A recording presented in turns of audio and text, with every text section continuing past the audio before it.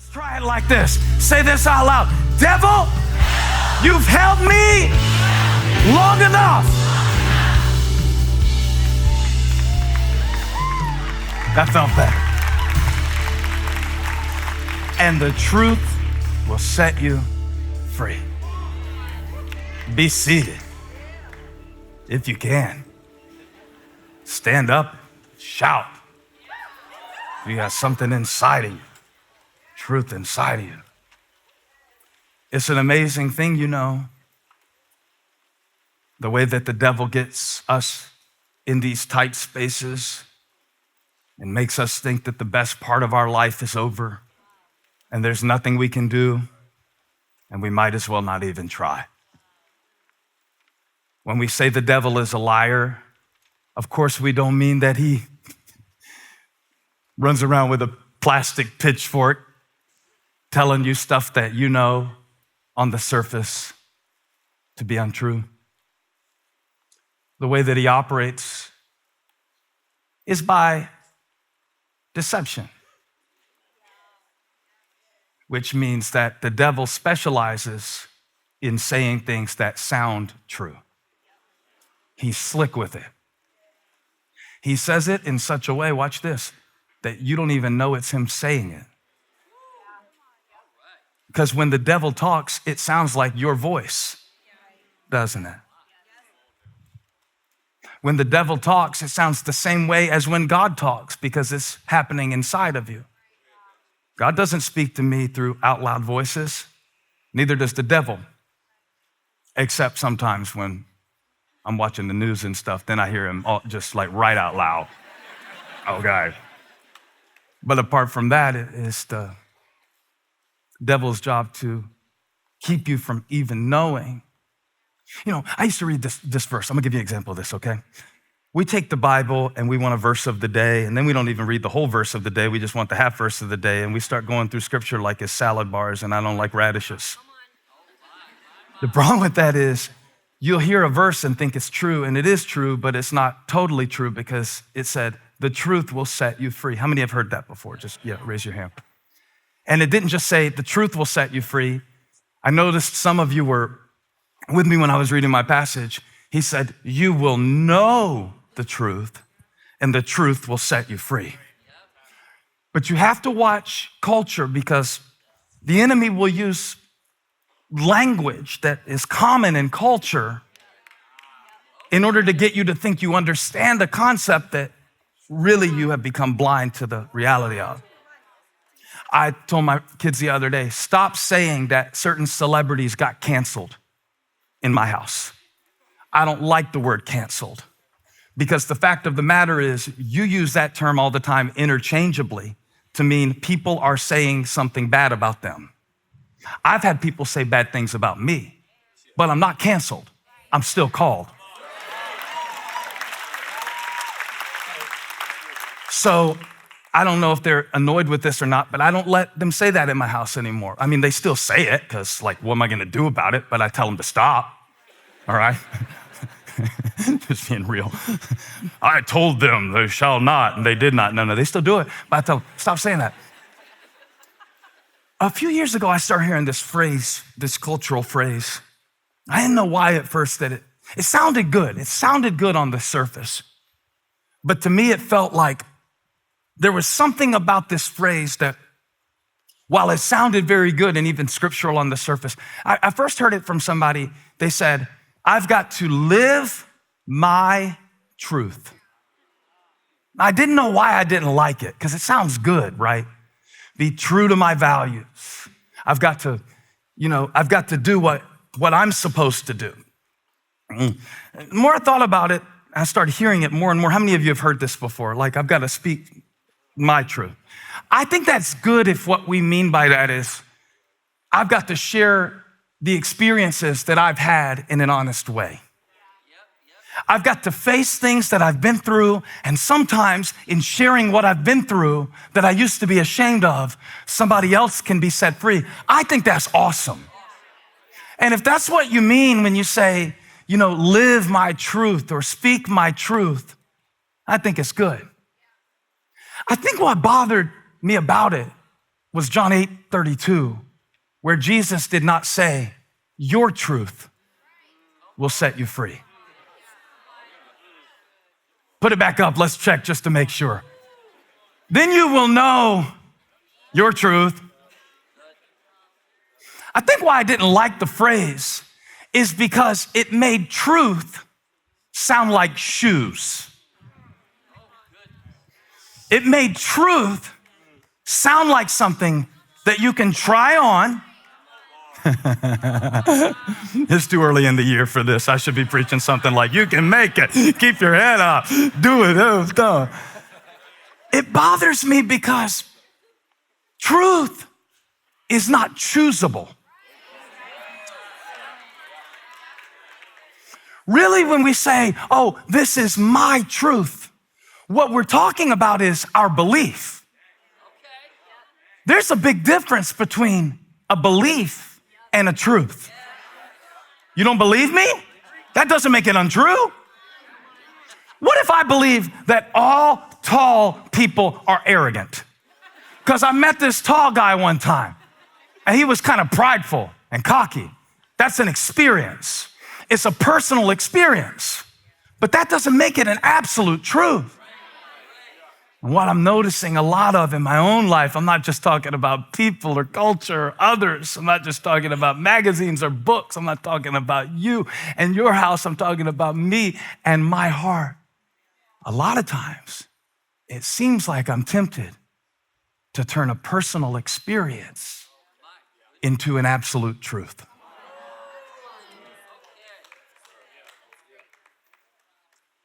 Have you ever had a bad haircut? Now, y'all be careful about this one because my dad was a barber and he's in heaven, so be nice. Are barbers bad? And you're like, this is really stupid, man. We did not come all the way out here with the virus going around to hear you tell us this. No, you've done it with church before. Oh, church people are hypocrites. No. Charlie was a hypocrite.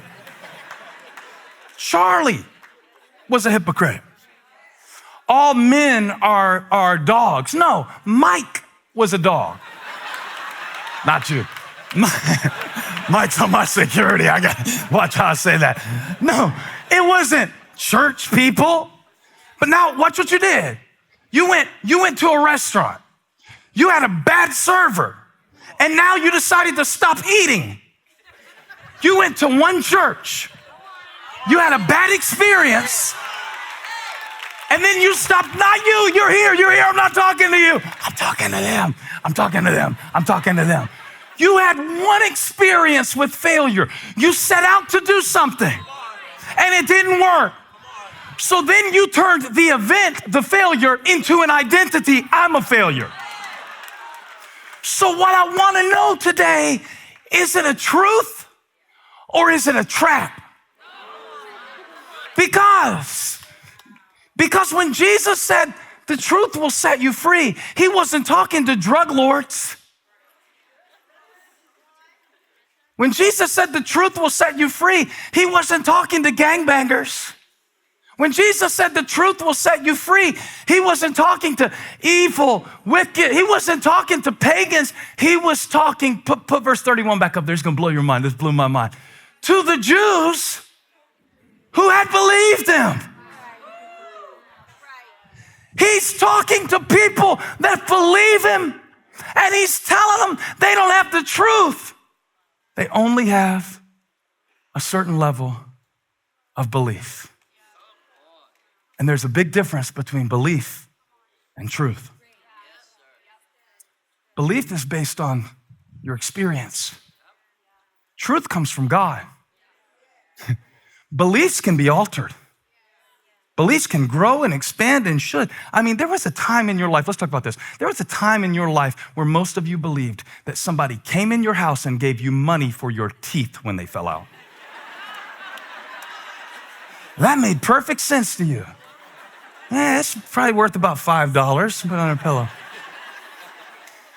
Holly got Abby up to $10, and I cut the tooth fairy out. I just pulled her aside and said, it's not real. It's getting too expensive. It got too expensive for me not to tell her the truth.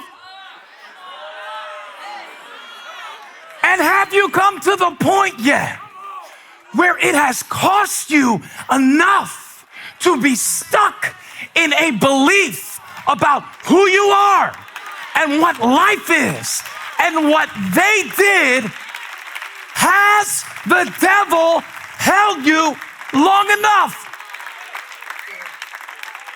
Because for some of us, nothing in our life will change this year because we are not sick enough of the way it was last year. We are not sick enough of it yet. We are like the Israelites wandering in the wilderness. Now, I studied all about this scripture today that I'm sharing with you about these Jews who believed in Jesus enough to know that they were not immoral, ungodly addicts. This was not a case of them needing to give up their sin. It was a case of them needing to give up their story. There's a confluence in the text of what Jesus is teaching about and when he's teaching it. And I really want to teach more this year, okay? I'm fine to inspire you, but I sure don't want to get up here and just give you Christian cocaine that makes you feel high for an hour and a half and then just drops you off. I want to give you something that you can carry out of here and be strengthened in faith. I want to give you food that you can live off of for days. You can go back and study. So one thing about the cliches that we quote is that when we understand the context, in this passage, Jesus is talking to the Jews who believed him, and he is challenging their belief that it doesn't go deep enough, which means they believed in his signs, but they did not commit to his teaching.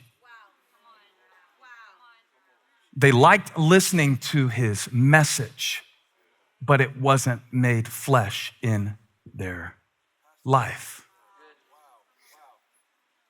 The people he was talking to are people like me and you who believe in him, but he is telling them that it is possible to believe and still not be free. Indeed. It is impossible for you. This is one thing that we all have to understand. It is impossible for you to live in a sustainable way above the level that you are willing to believe God at. Because eventually you will either shrink your belief down to the level of your experience or allow God to expand your belief to the level of his promise. Which one is happening in your heart so far this year? I don't know yet, Pastor. It's only been a week. That's long enough. You know about a weekend. Are you shrinking what you think God can do, will do, is gonna do? Are you shrinking your belief to the level of your experience? Or are you allowing God, watch this, to raise your experience up to the level of his power? Jesus is talking to the Jews who believed in him, and he said, if you hold to my teaching, you'll be my disciples. Then you'll know the truth, and the truth will set you free. I remember one January, I was a little boy, I walked in on my mom and dad. Oh, hold on. I walked in, my mom and dad were,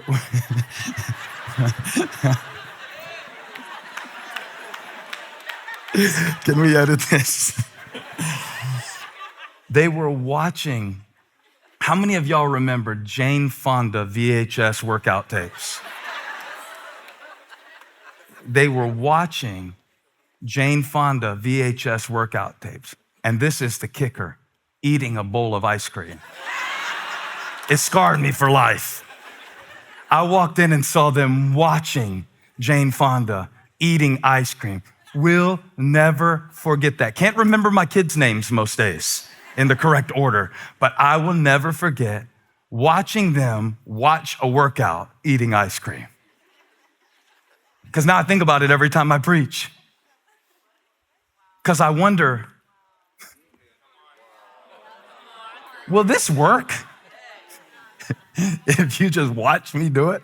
And I don't even look as good as Jane Fonda. I'm not even that attractive. I'm not wearing tights for y'all. And yet, there is a sense in which we live. Now, this is the lie. This is how crafty the devil is. If you knew more, you could do more. He didn't say, if you would know more truth, it would set you free. He said, if you hold to my teaching, you will be my disciples. Then you will know the truth, and truth will set you free. So if I knew, I would do. No. If you would do, you would know. If you would do, you would know. How many of you have had the thought in the last 2 years, I just don't know what to do? You've thought that. I don't know what to do. Everybody whose hand didn't go up when I asked that question, I need to have a consultation with you, either to cast out that devil of lying or to pay you to tell me the future. I'm gonna ask again because I think y'all are asleep on me. How many of y'all have had the thought in the last, I just don't know what to do? Raise your hand, raise your hand, raise your hand, raise your hand, raise it online, raise it online. All right. Yes, you do. Yes, you do. You know what to do with the truth that you have been given. But we don't want to hold to the teaching that Jesus gave us when it's hard to hear or when it makes us confront ourselves. He said to the Jews who believed in him, you are so addicted to the lies that you don't want to hold on to the truth. Hey, thanks for stopping by my YouTube channel. I hope you were blessed today. If you were, share this with somebody. Like and subscribe and leave me a comment. Let me know where you're watching from, what we can pray for you about. Hope to see you back here again really soon.